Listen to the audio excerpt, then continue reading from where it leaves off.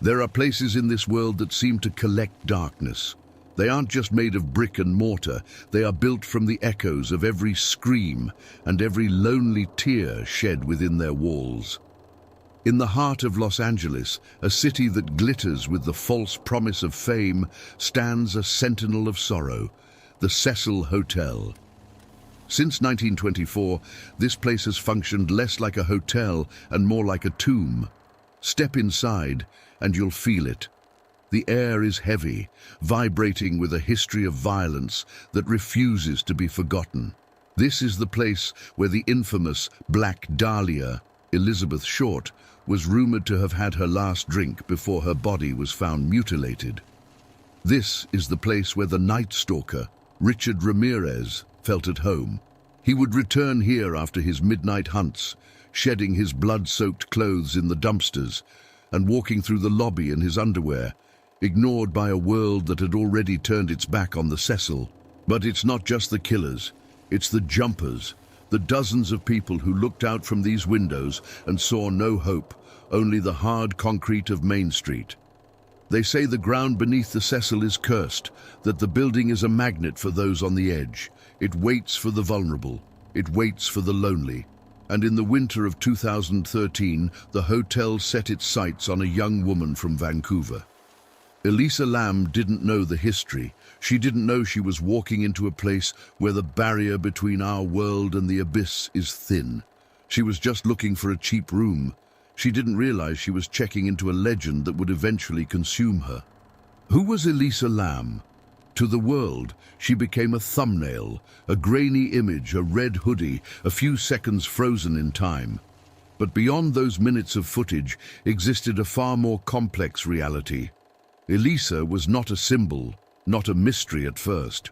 She was a real person, with a vivid inner world and a fragile emotional balance that few could truly see.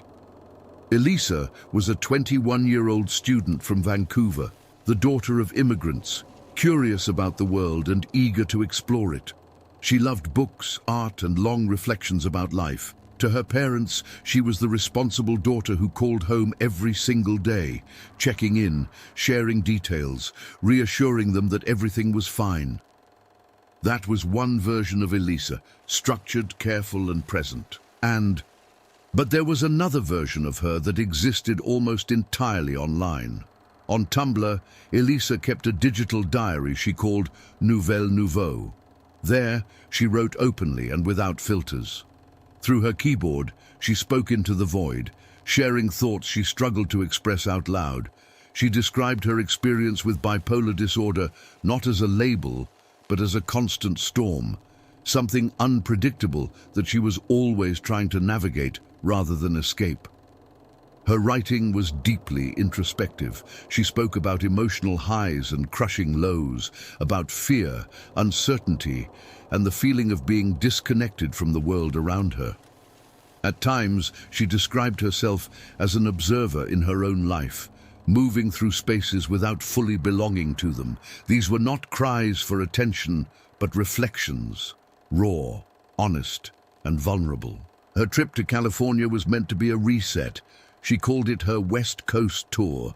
It was supposed to be a journey of discovery, a chance to breathe new air, to feel sunlight on her skin, and to find clarity. She wanted distance from routine and familiarity, believing that movement might bring balance. But journeys don't always lead where we expect. Elisa arrived at the Cecil Hotel on January 26th. Initially, she stayed in a shared hostel-style room, but within days, other guests complained about her behavior.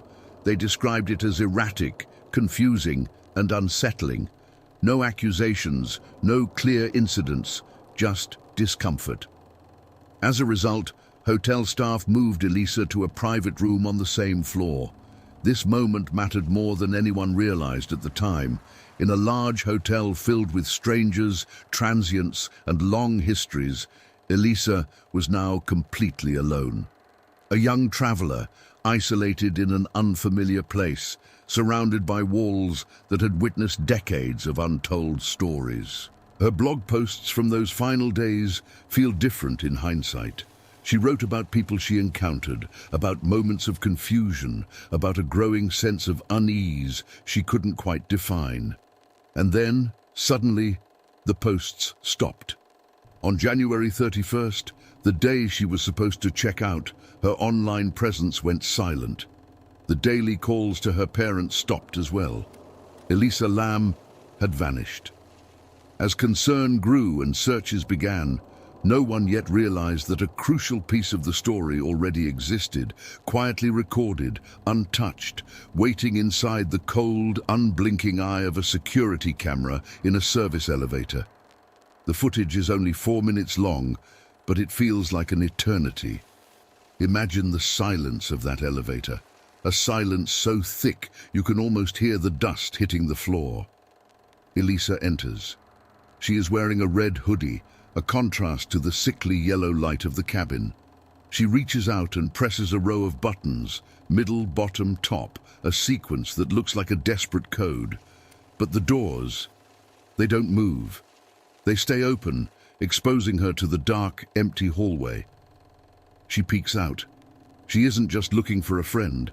She is looking for a predator.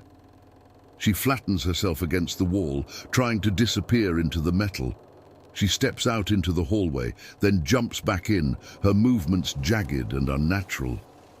It's as if she's playing a game of hide and seek with someone we cannot see.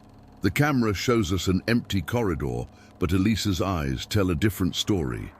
For 19 days, the Cecil Hotel kept its secret. 19 days of silence. The police had searched the building with bloodhounds, they had checked the hallways, they had even been on the roof. But they found nothing. Life in the hotel continued as usual. Tourists checked in and checked out, unaware that they were walking through a crime scene that hadn't been discovered yet. But soon, something began to change. It started with the water. Guests on the upper floors began to complain. They said the water pressure was low, a mere trickle from the faucets. But it wasn't just the pressure. When they turned on the taps to brush their teeth or fill a glass, the water that came out wasn't clear. It was a dark, brownish tint. It looked like rust, but it smelled like something else, something organic and foul. One guest later described the taste as sweet, yet disgusting. Imagine it for a second. For nearly 3 weeks, the residents of the Cecil were showering in that water. They were washing their faces with it. They were drinking it. They were consuming the essence of a tragedy. On the morning of February 19th, a maintenance worker named Santiago Lopez took the elevator to the 15th floor and climbed the final stairs to the roof. He went there to check the 4 massive, 8-foot-tall industrial water tanks that supplied the building. He climbed the ladder of the main tank, reached for the hatch, and swung it open. The smell hit him first, a wave of decay that confirmed his worst fears. He looked inside, and there, at the bottom of the tank, submerged in the very water the guests had been using, was Elisa. She was floating face up. She was naked. Her clothes, the red hoodie and the dark shorts she wore in the video, were lying at the bottom of the tank, covered in a strange, oily sediment. The discovery sent shockwaves through the city. But as the police returned to the roof, they realized that the how was much more terrifying than the where. The roof was a fortress. The door to the roof was alarmed. If anyone had opened it, a siren would have screamed through the entire hotel. The alarm never went off. The tanks were 8 feet high, with no stairs or permanent ladders. And the most haunting detail of all, the hatch.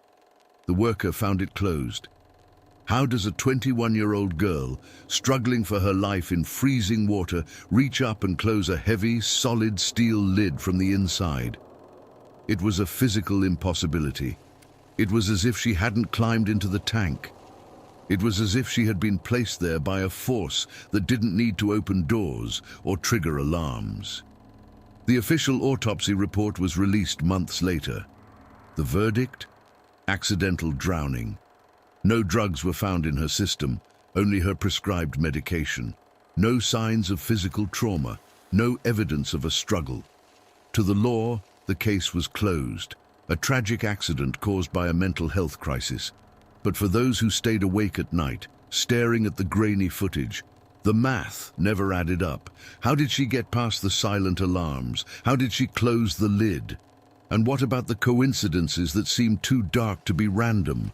Shortly after her death, a tuberculosis outbreak hit the neighborhood. The name of the test used by the city to stop the outbreak was the Lam-Elisa test, a mirror of her name. Years before she died, a movie called Dark Water was released, telling the exact story of a young girl who dies in a hotel water tank, hidden for weeks while the residents drink the tainted water. It was as if Elisa's life and death was following a script that had already been written by the shadows of the Cecil. Was Elisa Lam a victim of her own mind, lost in a labyrinth of hallucinations? Or did she walk into a thin place, a spot where our world meets another, a place where the rules of physics are suspended?